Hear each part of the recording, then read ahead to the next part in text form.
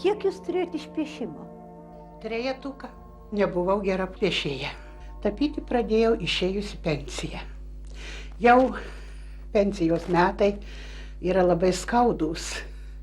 Kažkur atrodo atitrūksti nuo kolektyvo, atitrūksti nuo žmonių, liktai ir nebereikalingas žmogus pasidarai. Nu ir kažko tai ieškai, kažko tai griebies. Nu ir mano geri draugai buvo Šeduikiai, dailininkas, profesionalas dailininkas. Ir taip juokais jis man pasakė, gal nori Antaniną tapyti, aš pas juos nueidavau.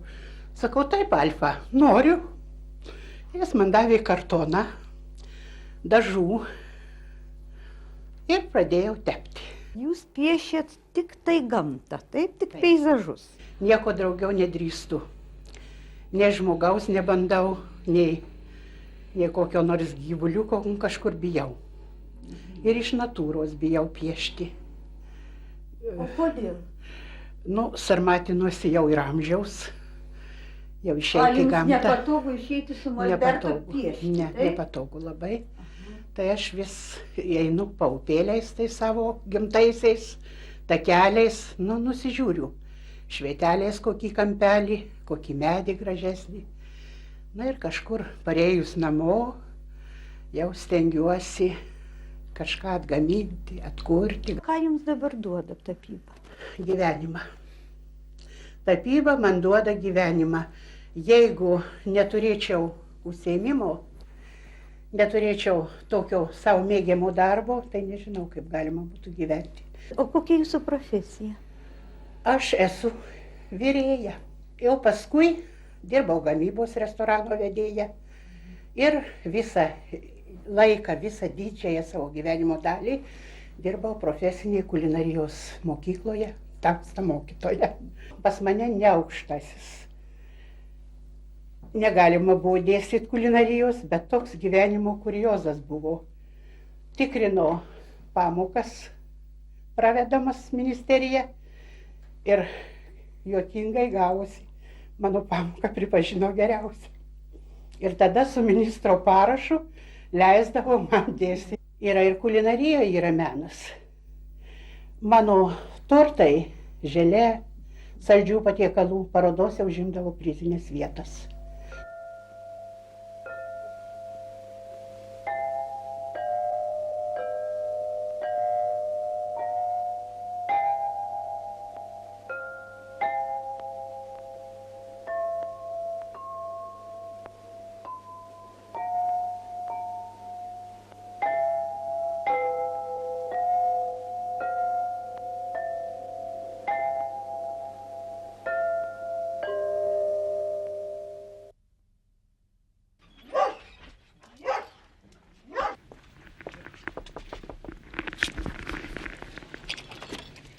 Labą dieną!